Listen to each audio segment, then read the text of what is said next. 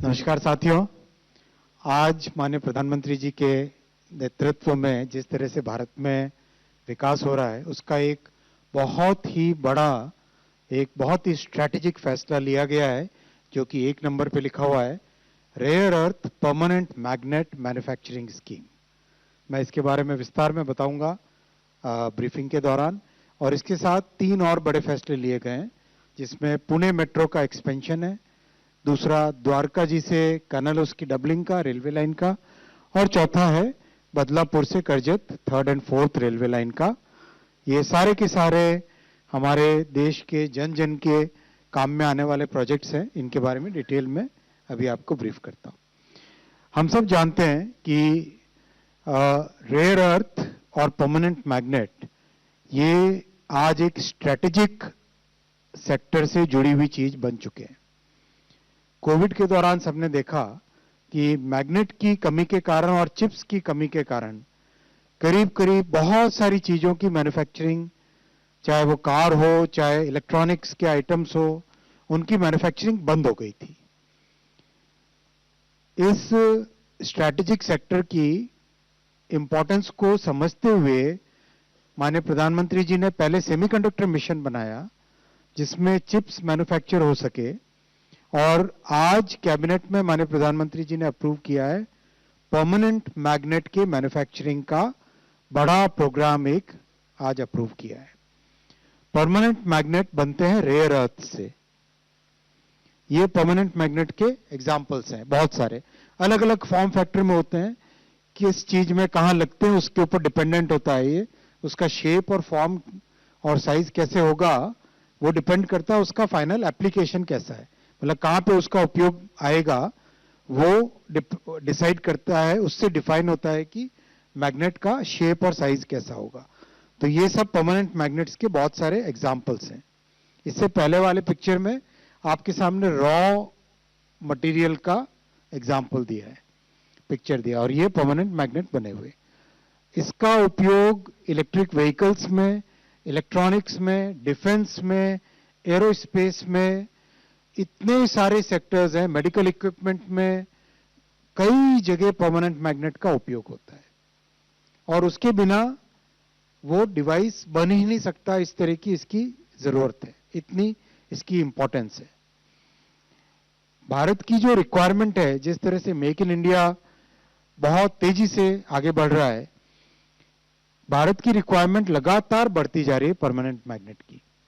और permanent magnet को भारत में मैन्युफैक्चर करने के लिए आज एक rare earth permanent magnets scheme, REPM scheme approve हुई है कैबिनेट में। माननीय प्रधानमंत्री जी ने अप्रूव किया इसको। इसमें फोकस रहेगा end to end complete integrated manufacturing system बने, भारत में इंटीग्रेटेड मैन्युफैक्चरिंग फैसिलिटी बने। अगर हम रेयर अर्थ को और परमानेंट मैग्नेट को समझें तो रेयर अर्थ बेसिकली 2 जगह मिलता है। पहला है जो समुद्री तट होते हैं, बीच होते हैं, बीच की जो सैंड होती है, बीच की सैंड में रेयर अर्थ मिलता है। यानी समुद्र जैसे वेव्स आती है समुद्र की, वो हर बार लगातार बीच पर रेयर अर्थ डिपॉजिट करके जाती है। So these are called placer deposits. Orissa में, आंध्रा में, तमिलनाडु में, केरल में, कर्नाटक में, और गोवा, गुजरात, महाराष्ट्र, इन सब में जितना बीच का हमारा कोस्ट लाइन है, पूरी कोस्ट लाइन पर रेयर अर्थ्स का डिपॉजिट्स रहता है।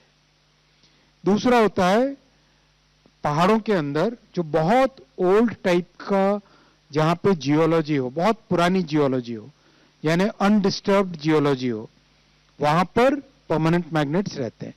तो गुजरात में है, राजस्थान में है, ऐसे कई जगह परमानेंट रेयर अर्थ्स के डिपॉजिट्स बहुत अच्छे हैं। रेयर अर्थ जो पहाड़ी एरिया में मिलती है वो हैवी रेयर अर्थ होती है, और जो बीच पे मिलती है वो लाइट रेयर अर्थ होती है। इन दोनों के कॉम्बिनेशन से परमानेंट मैग्नेट की मैन्युफैक्चरिंग होती है। तो परमानेंट मैग्नेट में, जैसा आप सबकी रिसर्च ऑलरेडी होगी इस सब्जेक्ट पे, इसमें आज एक जियो पॉलिटिकल और स्ट्रैटेजिक इंपॉर्टेंस इसकी हो गई है। आज किसी भी जगह किसी भी ट्रेड के अग्रीमेंट में परमानेंट मैग्नेट की इंपॉर्टेंस हर जगह आ जाती है, रेयर अर्थ्स की हर जगह इंपॉर्टेंस आ जाती है। इसीलिए प्रधानमंत्री जी ने एक तो क्रिटिकल मिनरल्स मिशन का हाल ही में अप्रूवल किया था, जिससे कि दुनिया में जहां जहां भी क्रिटिकल मिनरल मिलता है उन देशों के साथ बात करके, काम करके, उनके साथ एग्रीमेंट्स करके क्रिटिकल मिनरल को भारत में लाया जा सके और भारत में उपलब्ध क्रिटिकल मिनरल का भी अच्छे से उपयोग हो सके। एंड सेकेंडली, जहां से भी क्रिटिकल मिनरल को लाएं उसके बाद में उसको रिफाइन करके मैन्युफैक्चर करना उससे फाइनल प्रोडक्ट, ये आज की स्कीम का मेन उद्देश्य है। यानी क्रिटिकल मिनरल भी लाना और उसको यूज करके उसका फाइनल प्रोडक्ट भी बनाना। तो एक तरीके से पूरी वैल्यू चेन को कवर करने का प्रयास इन दोनों स्कीम्स में मिलाकर है। इस पे करीब 7,280 करोड़ रुपए का इन्वेस्टमेंट होएगा। 7,280 crore rupees will be invested and the focus will be on the entire value chain. It will be an integrated manufacturing facility. और केवल एक नहीं, up to 5 units will be established. Up to 5 units will be established, each one having 1,200 metric tons per annum capacity. देश की requirement करीब करीब 4,000 से 5,000 metric ton की देश की अभी रिक्वायरमेंट है और ये रिक्वायरमेंट बढ़ती जा रही है। जैसे जैसे इलेक्ट्रॉनिक्स की मैन्युफैक्चरिंग बढ़ रही है, जैसे जैसे मेडिकल डिवाइसेस की मैन्युफैक्चरिंग बढ़ रही है, इलेक्ट्रिक व्हीकल्स की मैन्युफैक्चरिंग बढ़ रही है, वैसे वैसे देश में परमानेंट मैग्नेट की इंपॉर्टेंस बढ़ती जा रही है, डिमांड बढ़ती जा रही है, रिक्वायरमेंट बढ़ती जा रही है। तो total 6,000 metric tons per annum manufacturing capacity develop करेंगे इन 5 यूनिट्स। तो within next 2 to 3 years these plants will be set up और इन प्लांट्स में मैन्युफैक्चरिंग प्रोडक्शन स्टार्ट हो जाएगा and this will be a major strategic win for the country because permanent magnet और semiconductor chips, इन दो के बिना आज कोई मैन्युफैक्चरिंग प्रैक्टिकली नहीं हो सकती है।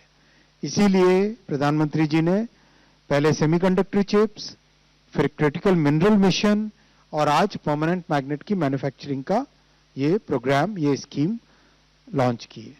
बहुत इंपॉर्टेंट है, इसके बारे में और डिटेल आपको मिनिस्ट्री ऑफ हेवी इंडस्ट्रीज से डिटेल मिलेंगे, लेकिन करीब करीब सारे पॉइंट्स आपके इसमें आ गए। बहुत इंपॉर्टेंट रहेगा इसमें जो अपस्ट्रीम इंडस्ट्रीज हैं उनको बहुत बेनिफिट होगा। जो इंडस्ट्रीज परमानेंट मैग्नेट का यूज करके आगे की मैन्युफैक्चरिंग करती है, जैसे इलेक्ट्रॉनिक्स मैन्युफैक्चरिंग है, तो उसमें इसका बेनिफिट मिलेगा। इलेक्ट्रिक व्हीकल्स, बैटरी व्हीकल्स, उसमें इसका बेनिफिट मिलेगा। मेडिकल इक्विपमेंट, उनको बेनिफिट मिलेगा। हमारे डिफेंस से रिलेटेड जितनी मैन्युफैक्चरिंग है उसमें इसका बेनिफिट मिलेगा। लंबे टाइम से एक बहुत बड़ी ये रिक्वायरमेंट थी देश की, जिसको आज माननीय प्रधानमंत्री जी ने कैबिनेट में अप्रूव किया है। ये बहुत बड़ा फैसला है और बहुत ही स्ट्रैटेजिक डिसीजन है ये, और इस डिसीजन से देश के लिए एक बहुत इंपॉर्टेंट एक रोड मैप तैयार होगा। मैं आता हूं अगले डिसीजन पे आज के। Pune, one of the largest cities in the country now, among the top 10 cities Pune 80 lakh से ज्यादा इसका पॉपुलेशन है। जैसा आपने देखा पिछली कई कैबिनेट ब्रीफिंग्स में आपने देखा, 1 by 1 पुणे के मेट्रो नेटवर्क को स्ट्रेंथन करने का, एक्सपैंड करने का लगातार डिसीजन लिया जा रहा है। आज बहुत बड़ा फैसला लिया गया इस एनिमेटेड, इसमें आप देखेंगे ये एग्जिस्टिंग दोनों लाइंस हैं जो कि नॉर्थ साउथ और ईस्ट वेस्ट को कवर करती है। ये दोनों ऑपरेशनल लाइंस हैं और जो येलो में आ रही है ये सारी अंडर कंस्ट्रक्शन लाइंस हैं। इनका कंस्ट्रक्शन अभी चल रहा है। ये इसके डिटेल्स आ गए। ये लाइन मेगापोलिस से लेके सेंटर तक जाती है, चांदनी चौक से वनस तक जाती है और कटराज से लेके स्वारगेट तक जाती है और इधर रामवाड़ी से विठलवाड़ी तक जाती है और ऊपर निगदी से पीसीएमसी। ये हाल ही में आपने अप्रूवल्स देखे थे और आज अप्रूवल हुआ है ये दो नए लाइंस का, लाइन 4 एंड लाइन 4A। ये जो खड़कवासला ये वाला एरिया है और ये कंप्लीट जो कोथरूड और वर्जे और मानिक बाग और राजाराम ब्रिज और ये सारा जो कंप्लीटली हाईली डेंस पॉपुलेशन का एरिया है और अच्छा रैपिडली ग्रोइंग एरिया है, इस एरिया को केटर करेगा ये आज का अप्रूवल। ये दोनों लाइंस इन एरियाज को केटर करेगी। ये बहुत इंपॉर्टेंट प्रोजेक्ट है और इस प्रोजेक्ट से पुणे शहर की ग्रोथ अगले कई दशकों तक लगातार इससे सपोर्ट होती रहेगी। और जिस तरह से पुणे में आईटी हब है, जिस तरह से मैन्युफैक्चरिंग है, ऑटोमोबाइल है, इलेक्ट्रॉनिक्स का हब है, एजुकेशन का हब है और मेडिकल फैसिलिटीज का हब है, इस पूरे मेट्रो नेटवर्क से बहुत बड़ी सपोर्ट मिलेगा इस शहर को। मेट्रो बहुत पॉपुलर हो चुकी है, जैसा दिल्ली में भी मेट्रो बहुत पॉपुलर है, वैसे ही पुणे में अभी पिछले गणपति के दौरान तो करीब 6 लाख राइडरशिप हुई है पुणे मेट्रो की। जो प्रोजेक्ट्स अभी चल रहे हैं ऑलरेडी, लाइन 3 के, लाइन 1 के, लाइन 2A और 2B के, उसके डिटेल्स आपके सामने हैं। टोटल और आज इसका एक्सपेंशन 4 और 4A, इससे line 4 will be 25.5 kilometres with 22 stations and line 4A will be 6.1 kilometers with 6 stations. Maharashtra metro rail corporation इसको एग्जीक्यूट करेगा और टोटल इन्वेस्टमेंट इसमें पड़ेगा आज के प्रोजेक्ट में 9,858 करोड़, 9,858 करोड़ रुपीस का। टोटल 32 किलोमीटर्स का रूट नया ऐड होगा, जिसमें से 28 किलोमीटर्स एलिवेटेड रूट है। 5 साल में कंप्लीट हो जाएगा और ये होने से Pune metro network will cross 100 kilometre का big landmark. And as you know, आप सब जानते हैं, we have become the second largest metro network country in the world already. कितना नेटवर्क हमारा पहुंच गया? 1083 किलोमीटर हमारा मेट्रो का नेटवर्क पहुंच गया है। और बिफोर 2014 आप जानते हैं कि only a handful of cities were having metro, और आज करीब 20 से ज्यादा शहरों में मेट्रो के प्रोजेक्ट्स पहुंच चुके हैं। थर्ड आज का फैसला है द्वारका जी से कानालुस की डबलिंग का। This is a 159 kilometre section Gujarat का। आप देवभूमि द्वारका अगर ये देखें, इसके आगे वाले मैप में दिखाता हूं। हाँ, बेसिकली अगर आप देखें अहमदाबाद राजकोट और राजकोट से द्वारका, ये one of the major arteries of Gujarat railway network है। राजकोट बहुत बड़ा इंडस्ट्रियल हब है, कई तरह की इंडस्ट्रीज है, फाउंड्रीज, मैन्युफैक्चरिंग, बहुत सारी स्मॉल स्केल इंडस्ट्रीज है राजकोट में। और उसके आगे 2 रिफाइनरीज हैं और बड़ा मैन्युफैक्चरिंग बेस है सॉल्ट का। मीठापुर में सॉल्ट का बहुत बड़ा मैन्युफैक्चरिंग बेस है। देश भर के कई शहरों में यहां का बना हुआ सॉल्ट पहुंचाया जाता है रेलवे से। तो अहमदाबाद से लेकर राजकोट तक ऑलरेडी डबल लाइन है। राजकोट से कानालुस तक डबलिंग का काम चल रहा है अभी। ये 22 में अप्रूव हुआ था प्रोजेक्ट, उसका काम तेजी से चल रहा है। और आज अप्रूवल हुआ है कानालुस से द्वारका जी तक का, ओखा तक का डबलिंग का प्रोजेक्ट। ये होने से इस पूरे एरिया के इंडस्ट्रियल ग्रोथ में और इंडस्ट्रियल मूवमेंट में, और द्वारका जी का एक बहुत बड़ा पवित्र स्थान है हमारी संस्कृति में, वहां तक जो भी भक्तगण जाते हैं, जो भी पिलग्रिम्स जाते हैं, उनके लिए भी ये बहुत बड़ा एक मेजर फैसिलिटी इससे बनेगी। करीब 1457 करोड़ रुपीस का प्रोजेक्ट है।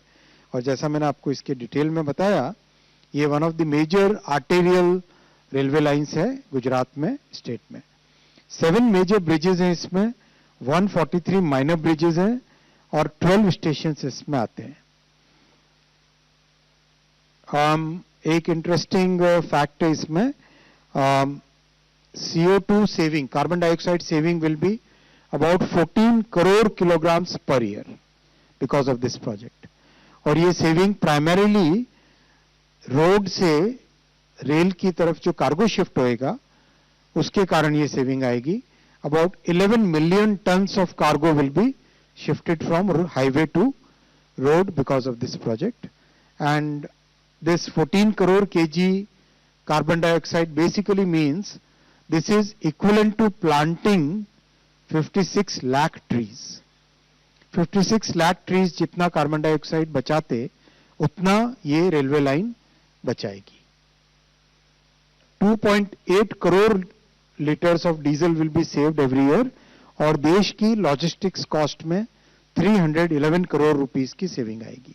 जिस तरह से रेलवे का नेटवर्क तेजी से आगे बढ़ रहा है, माननीय प्रधानमंत्री जी ने फोकस्ड वे में रेलवे को आगे बढ़ाया है, उससे देश की लॉजिस्टिक्स कॉस्ट लगातार इस डेवलपमेंट के कारण कम हो रही है. फोर्थ है बदलापुर से Karjat, third and fourth line. ये महाराष्ट्र में नवी मुंबई और ठाणे वाला जो एरिया है उस एरिया से आप अगर महाराष्ट्र के खासकर मुंबई के आसपास वाला ये मैप देखें, छोटा मतलब फोकस्ड मैप देखें, तो वो ऊपर कल्याण है और इधर ठाणे. कल्याण से करजत होते हुए पुणे का रूट है. बड़े वाले मैप में क्लियर दिखेगा. हाँ, मुंबई सेंट्रल से देखें, आगे दिवा के बाद में कल्याण, कल्याण से करजत के बीच में अभी अप टू बदलापुर 4 लाइंस का काम ऑलरेडी चल रहा है या हो चुका है? चल रहा है कि कुछ जगह हो चुका है, कमीशन हो गया था और उसके आगे बदलापुर तक कंप्लीट इसका 4 लाइन का काम चल रहा है. आज बदलापुर से करजत के 3rd और 4th लाइन का अप्रूवल माननीय प्रधानमंत्री जी ने कैबिनेट में दिया है और ये करजत के आगे सारा फिर घाट सेक्शन चालू हो जाता है पुणे के लिए. अप टू करजत सबर्बन है, अप टू करजत सबर्बन है. तो ये मुंबई से हैदराबाद, मुंबई से चेन्नई और मुंबई से बेंगलोर, इन तीनों रूट्स के लिए ये मेजर एक इंपॉर्टेंट कैपेसिटी एडिशन का इस प्रोजेक्ट से बेनिफिट मिलेगा. सारी basically up to Pune common है. पुणे के बाद में हैदराबाद के लिए एक रूट है, बेंगलुरु के लिए एक रूट है, चेन्नई के लिए वाड़ी के बाद में वाड़ी गुंटकल की तरफ से एक रूट है. तो बहुत इंपॉर्टेंट प्रोजेक्ट है ये और इसमें महाराष्ट्र सरकार का भी बहुत सहयोग है. 50% कॉस्ट महाराष्ट्र गवर्नमेंट इसकी बेयर कर रही है.